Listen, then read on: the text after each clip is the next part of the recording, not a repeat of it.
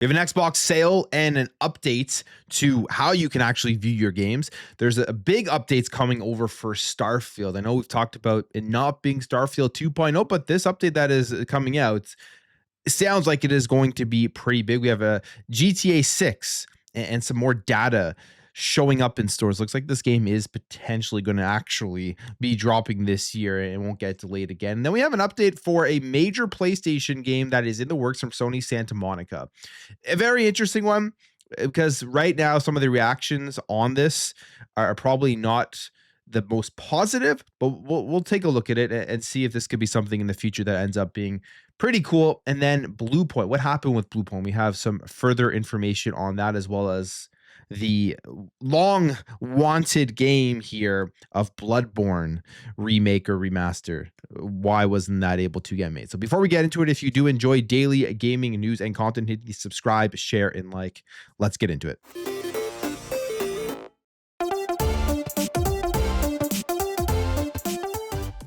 So as we know, Xbox is slowly adding small features continuously to improve its store, to improve its user interface, all of those things that I think eventually translate over to the larger vision that they have for the future of Xbox, which at this point you could also argue potentially is up in the air somewhat because there is a new CEO coming in. But my prediction overall is that not much is going to change. They may make some tweaks to exclusivity in one form or another. They potentially may make some changes to Xbox Game Pass. And if they do, that will be something that will be very interesting to dive into on how that affects the subscription service. But I still think they're going to be taking the user interface, expanding it across the ecosystem so everybody has just the continuous look and feel, whether you're on the console or whether you are on the PC. They added noises to the Xbox PC app as well as within cloud gaming to make it sound like an Xbox console. I was using the new version of the cloud just last night, and it's such a nicer look and feel than we currently have. So I hope they continue to bring that out and add more features to it. And now on the console, they're adding a very small feature. And it's a feature that should have been there for a very long time, but I guess you could say better late than never. But they're adding a sort by option on the Microsoft Store where you can actually include price and discount. So now you can finally find literally just free games, and then you can search by the highs and the lows and see exactly what you want to see, which is a good thing, mainly because there's always sales on Xbox. Like all the time, they're always dropping sales. In fact, there's another sale that we will just quickly take a look at after this. And what I like to do whenever these sales are here, for me personally, is looking at the backwards compatibility games. OG Xbox, Xbox 360 mainly. Which of those games are on sale? And those are usually the lower price versions, but I have to go through the list and it can get cumbersome. This will make it far, far easier just because you know those will be at the low end of it. And then you can just sort it by price rather than just kind of going through everything. Now, this is what it says. A new feature Xbox has added sort by price/discount and most wish listed as sort options in the sort tab on the store. And you can see here from this picture that this is something that wasn't there. It's kind of crazy thing this wasn't there before, but discount high to low, price high to low as well, price low to high, and vice versa. So you can get everything that you're going to want into a singular place. I know for me personally, the Xbox store, the Microsoft store has been more of my go-to whenever I'm looking at stuff to buy, just simply because of Xbox Play Anywhere. And I'm always trying to track with those features. So that part is cool. And hopefully they continue with the promises that we have heard, or the rumors. I guess they haven't officially promised it, but they've mentioned it and kind of insinuated this. But I am hoping at the same time, all that backwards compatibility stuff is going to be playable across every device with Xbox Magnus in the future. So that's why I've really been gravitating towards the Xbox Store for a lot of my purchases. And I mean, I have faith that they will be able to deliver on that. Obviously, with Ashley coming in, we still don't know what changes she will end up making. But right now, we're starting to see smaller things roll out. And as I've talked about previously with these major changes and with the whole CEO stuff at Xbox, 2026 is locked down. Not expecting anything really out of the ordinary until next year, where we start to see any other of changes that she's wanting to put in there itself. But cool stuff there with the store. And now is a great time to start using it, because there are 20 plus Xbox games that are reduced by 90 to 95% to kick off March here. So it's a smaller list, but it's still a cool list of stuff that, like, if you don't have it in your backlog, you can check some of these games out. You have the Dead Island 2 Ultimate Edition for like $7, which is a great deal. Homefront The Revolution bundle for $2. You have the House of the Dead remake, $2.49. Just smaller games out here that you can end up going in and playing. Some games reduced by 85%. Saints Row 4, which is actually a really good Saints Row game if you haven't checked it out. Get Out of Hell's on sale there. I actually started playing that again recently just for fun. So some cool stuff there. And now you can obviously use the whole sorting feature and go to find the cheapest options for the games. All right, Starfield. We've heard about the Starfield expansion that is coming, Terra Armada. We haven't seen anything about it. My big hopes is that they are making some nice upgrades here, and this next DLC is better than the first DLC. I really hope they're improving the space travel and just making it more seamless. And now we actually have some information here from Shinobi 602 on Starfield and what we're going to be getting with this update. Apparently, this month is the month that we're going to be hearing more about the upgrade itself. So there's going to be a new expansion, the Terran Armada storyline, which we've already heard the rumors about that. That's what it is. You're going to be returning to Earth with new features, new enemy types, quality of life updates, improved space and exploration and combat. And this is what has me, I think, the most intrigued here, is the improved space and exploration. That was one of my biggest gripes with Starfield, because going into it, I had a more grandiose thought as to what you were going to be able to do with the space travel. And I don't think they really delivered on that for me. And now we'll see exactly what they change, and maybe it will get there. New ships and fleet mechanics, improved shipbuilding, creation engine upgrades, reduced loading screens. Thank God for that one, because that was another big gripe I had with the game. Overall, I really enjoyed it, but those are some of my big complaints with Starfield. Improved maps, better blending of points of interest with overhauled exploration. The PS5 port, which this has been the rumor forever. It's going to come this year, but this was the whole thing that kicked off the business meeting back in 2024, which is funny to think about. This was like 2 years ago.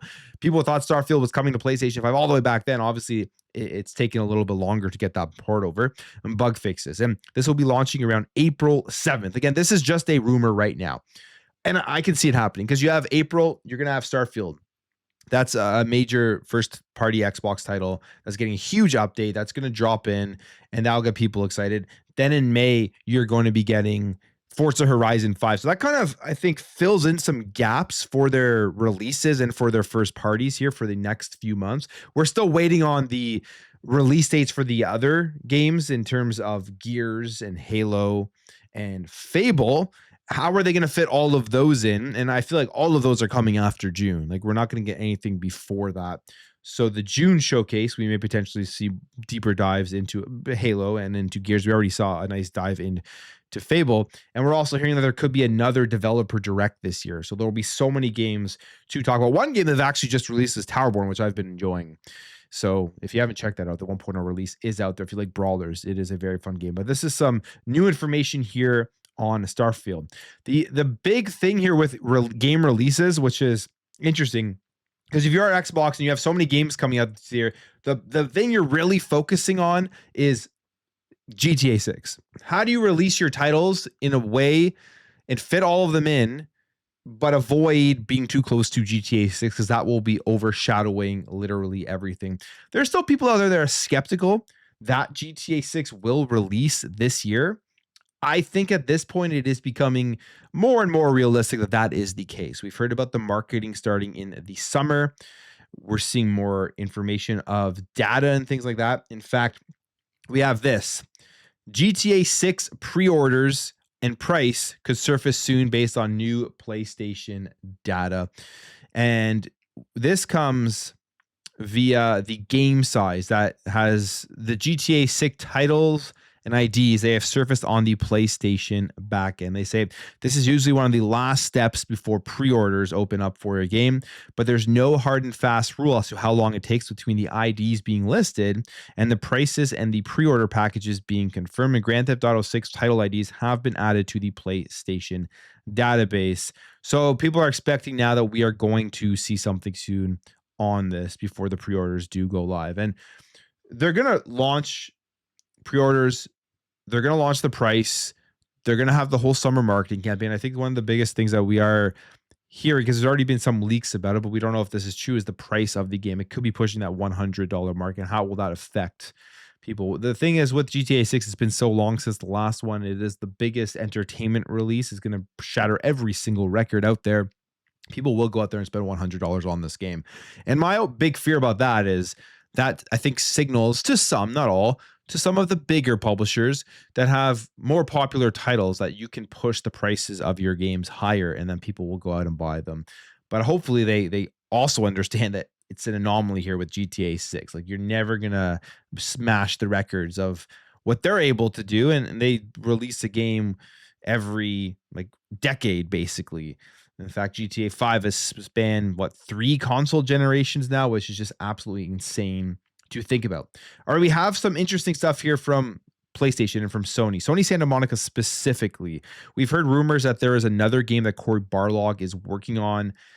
Nobody knew what it was, but it's in the God of War universe. So here is what we know as of right now. So this is spotted on Reset Era.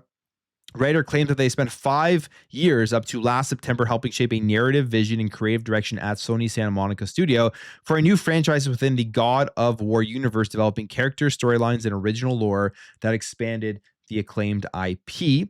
Jason Schreier wrote a recent story that PlayStation at one point intended to support several God of War sequels and spin-offs, like they're having their own smaller version of the Marvel Cinematic Universe. And now we are hearing here that Cory Barlog is working on another game within the God of War universe. And specifically, Nate the Hate actually came out here.